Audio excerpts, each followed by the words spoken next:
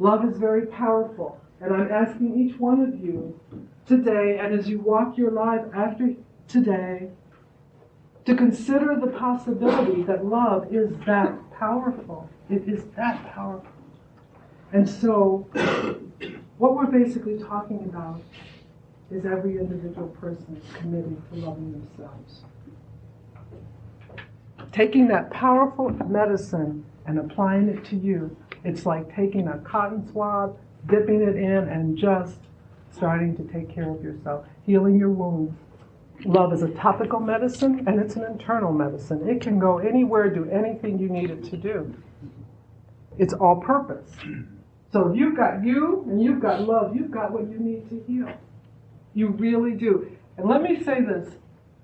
I am a very practical person. I do not spend time in what ifs and sort of being up there. I commune a lot with that energy, but I don't let it stay up here, because this is conceptual. And in concept land, you can think of anything. But if you can think of it, it doesn't necessarily mean you can walk it. And unless you can walk it, I can't use it. I can sit and spout forth all of these words. And if I don't walk every one of them, then you have no business listening to me, and I have no business talking to you. I have to be able to walk what I'm telling you. I have got to be able to tell you from experience, this works. And when you put this foot here and this foot here, that's when it happens. I am very practical. This is not metaphysical. We are not talking about somewhere up in the stars, and I'm sure we all come from them. But right now we're on planet Earth, and this is about functioning here. It's about every day getting up, doing your life. What does it look like? How does it feel? What is it like when I go to bed? What is it like when I sleep? It's about your life. And loving yourself, and love is so amazing. It does well with practical. It just really enjoys showing you that every moment of your life you can walk in it. Love loves to just take care of human beings. Love loves. And as you can see, we're still here, and it's because of love. Love has intervened wherever it could. Amidst all of our fear and all of our chaos, love keeps snaking in there, trying to say, it's okay. It's okay.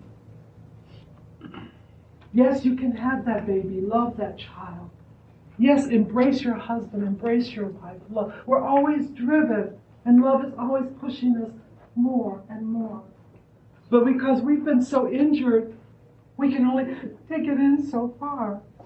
And we get frightened because don't believe it. Don't put your eggs in that basket. Don't say that I have this love, because what if it goes away? And then I have this pain, and I have this fear. And we live most of our time in love and fear of losing it. And that's the love that we know in what we call third dimension on planet Earth, love and fear of losing it. That's been the love that we have been taught. And I tell you, that's the love that fear has allowed us to have. Fear is like a prison with no walls. And we've all been in prison, and we've been rationed love. But it's a fear-based love. Everything in fear has fear in it. You know, you're not going to get anything on this planet, in this experience, before loving yourself. Nothing comes without fear. So even our love has been about the fear of losing it. It is time for us to realize that there is a big love. There is an unconditional big love. And that's the love that we're going for. That's the medicine, not the love that we've had. And I am not negating the truth of relationships and how we feel about our beloved ones. We do what we know to do. We do as well as we know what to do. But there's also time for growth. And growth is allowing in new possibilities and new understanding.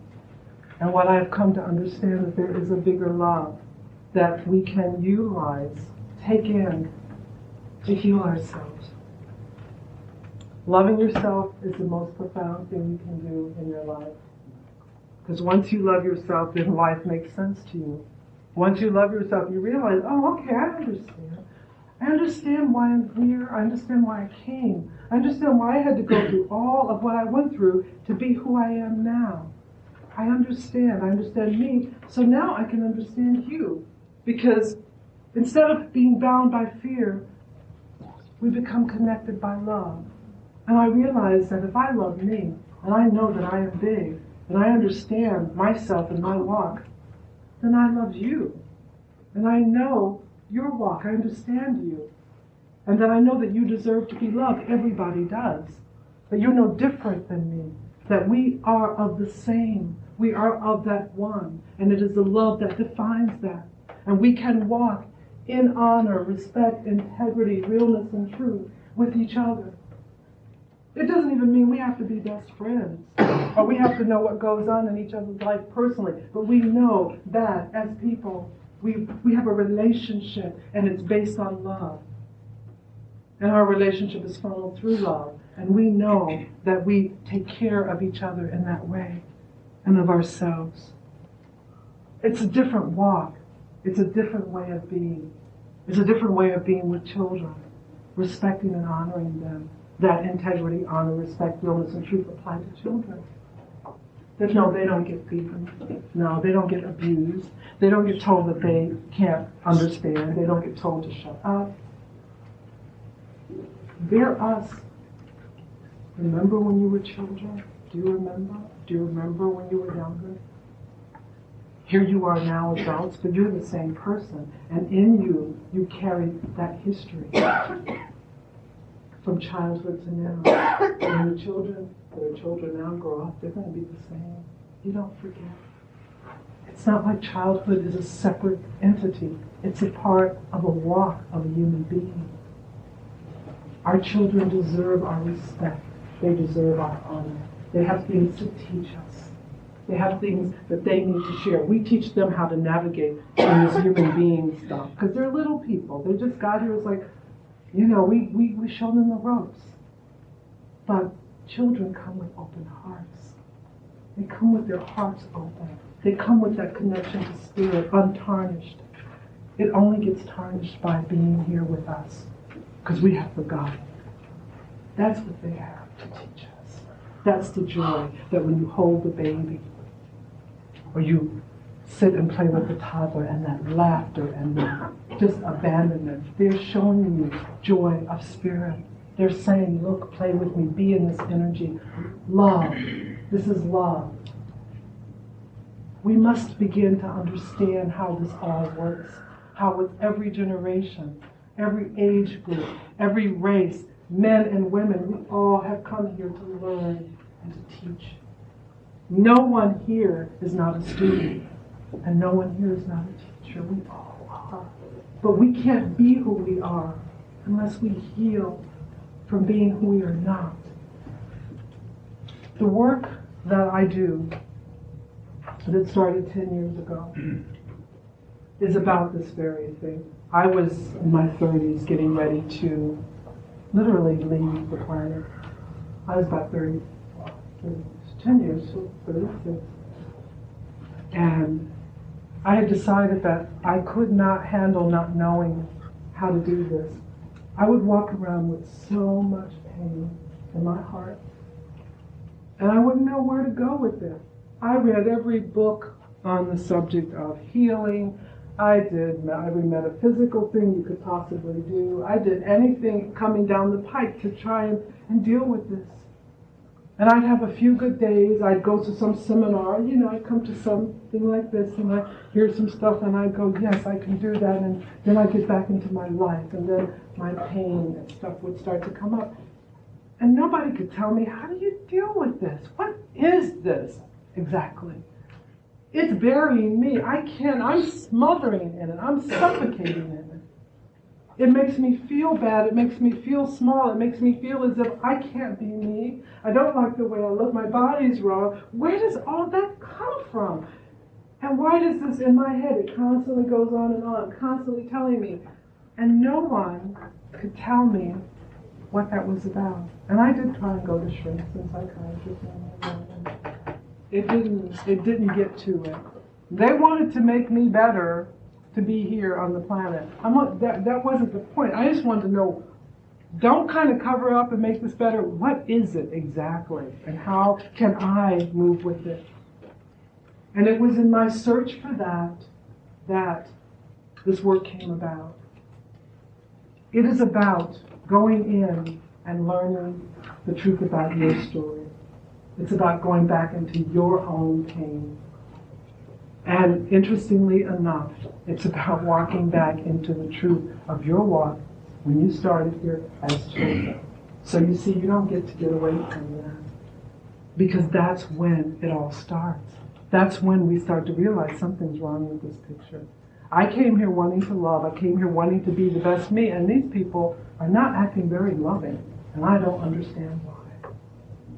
And then when it gets really bad, from the extreme places that fear has sent us. And this is not judgment. It's not blame. It's not shame. It's not guilt. Okay? We're all really clear here. We have gone to some very deep and meaningful places of fear and dishonor and disrespect with ourselves and each other. It's just the truth. It's not a secret.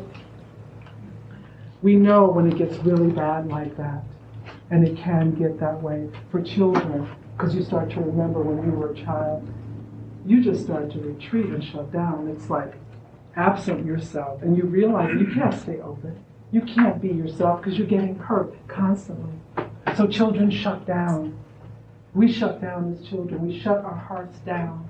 And we started to think about everything that we did because we realized that's what the adults did. If you just keep thinking about it, because adults don't let you feel. They just want to know that you know and that what you think about what they're doing and what you think about what they tell you to do. And so consequently, we learned how to live from here instead of move from the truth that happens here. In this work that I do, we go into here. We open this up. And what's interesting about it is that the child is the one that lets this open up again. Because the child is still in there. Wherever you were as children, when you got hurt, when you felt as if you couldn't be you, whatever age where you got shut down or so abandoned or abused, and it doesn't have to even look like that. It could just be a series of being told, shut up, be quiet, you don't know what you're talking about. It doesn't have to be slaps, but a harsh word to a child that tells a child you're not okay. That begins it. We are that sensitive as human beings. We don't know that. So wherever that place is in you, that child is still there waiting for somebody to come and deal with this. And it's your child selves that really give you a hard time in your life. It's the child selves that hold the greater amount of fear. It's the child self that says, we're going to get hurt. We can't do this. Something bad is going to happen. Because that's the fear that the child holds. And the adult you gets to go in there, in your heart, when the child knows that this is about love. Because the child knows about love. Children know about love. When the child part of yourself starts to hear that this is about love, can we really trust this? Yes. Yes, because in the dynamic of the work, there are people that guide you through it. And they're holding that love for you. Their job is to hold unconditional love. You have someone who all they want to do is listen to you speak. That's their biggest joy in that hour and a half, is to hear you talk about you. What happened to you? Tell me. And your version of it is the only version. Because see, mother, father, aunt, uncle, teacher, nobody's there. And you know what? This is your life. So for the first time, if you've never been validated, you get to be validated. Your truth is the one that we walk with. Because it's your life, you get to call it. And it's the beginning of you starting to realize you have the power to say what is for you. So often we say, I feel, I think, but that's not right. It can't be okay. I can't feel that way. I don't know what I'm thinking. Yes, you do. Yes, you can. You know exactly what you're feeling. You know exactly what you're thinking. And it is true for you. And that makes it truth. It does not have to satisfy anybody else, not one other person. If it satisfies you, that is truth. That is your truth. And you begin to understand, I have a truth. I have a truth. And my truth validates me. My truth takes care of me. My truth guides me. And I'm not here to win a popularity contest. This is not about people liking me. But it is about people treating me with honor and respect and integrity, being real with me and telling me the truth. Because that's love. I'll take love all day long. But I'm not going to sacrifice who I am so someone can like me or understand me. You don't have to understand me. Just know what my truth is. But you have to start being able to say, this is my truth. If I say this happened to me, that's what happened to me. Okay, you call it. That's great. So what are we going to do about that? Because what comes next is, so with what happened to you, with how you walk your life, so how are we going to handle this? We've got two options, and this is where it begins. You've got love or fear. Now you can walk it this way, or you can walk it this way. Those are your two choices. And it starts to really be like that in the walk of it. Are you going to walk in fear, or are you going to learn to walk in love? It's really important to understand that learning to love the self is not optional. Because at some point in time, one has to come to that place. At some point in time, you come to a place of knowing that you're going to have to come to terms with who you are and with loving yourselves.